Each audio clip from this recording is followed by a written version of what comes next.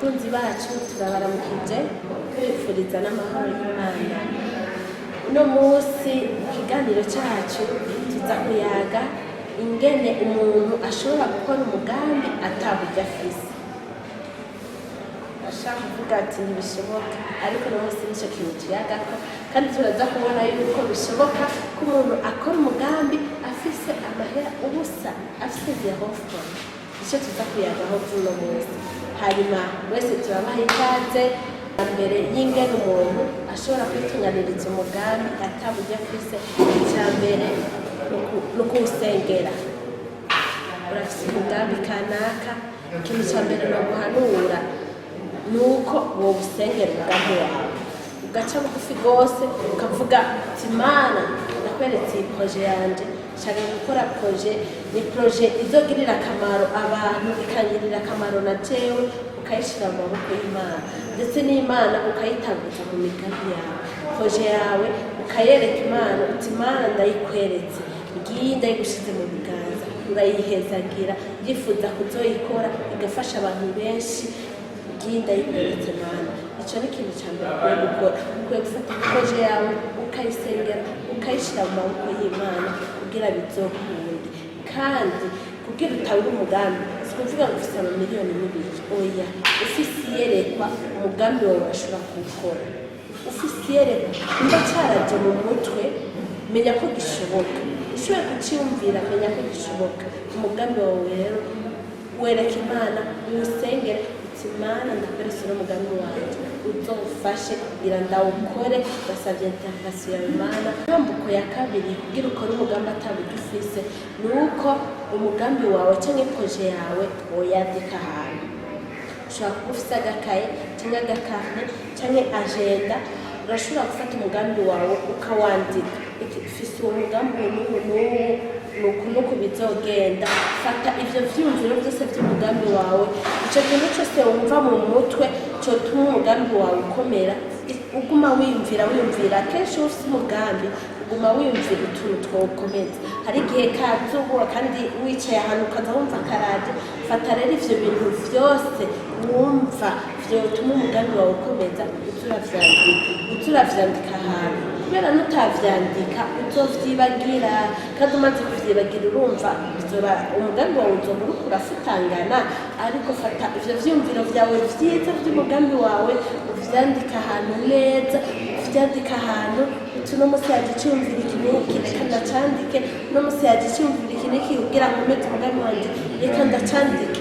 Ubigumana ahantu vyanditse, kubera ni waba ubifise vyanditse ahantu uzoba ufise umushinga ukomeye w'umugambi wawe, uzoba ufise urufatiro rw'umugambi wawe. Ariko nutavyandika uzovyibagira, no musi urashobora kwiyumvira ikintu ejo ukaba wacibagira, ariko niwavyandika umushinge uzoba ufise. Ikintu cya gatatu ukora kugira ukore umugambi ataburyo ufise, uragira ubushakashatsi. Urafise umugambi kanaka, menya yuko utegereza kubaza ingene abandi bafise umugambi nk'uyu wawe ariko barabikora.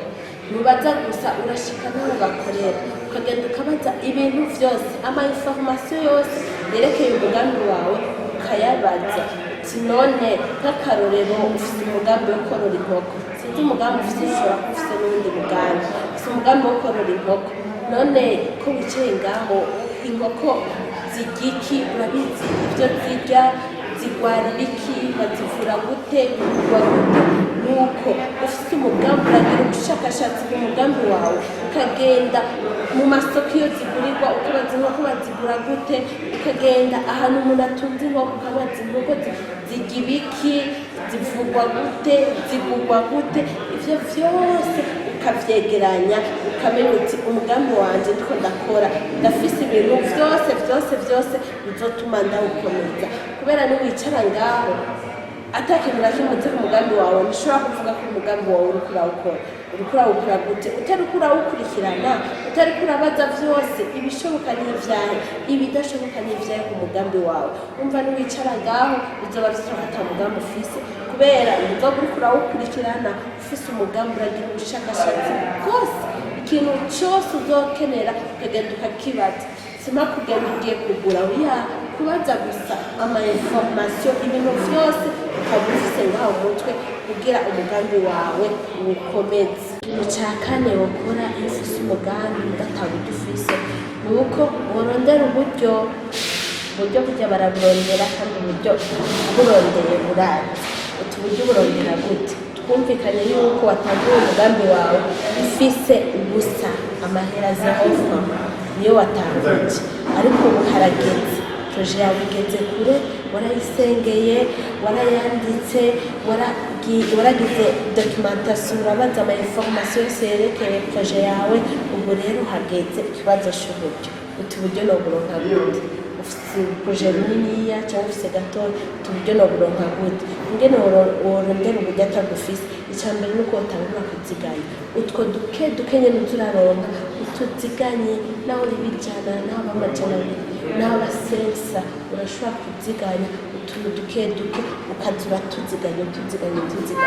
Umuntu aguhaye amahera ya déplacement ushobora kukubwira fata taxi, no, ushobora gufata bisi kugira uziganye. Urafise umugambi, reka konona amahera yawe. Tujya nyene duke turaronka, turaziganya. Nimba uri umumama ushobora kwiduka, yo narabuze umutahe, imaze imyaka 5, 3, 2, umwaka atamutahe mfise.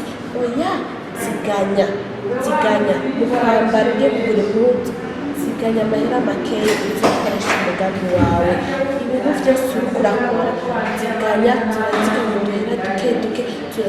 duhera duke uzokunda umugambi wawe, uzokunda. Hanyuma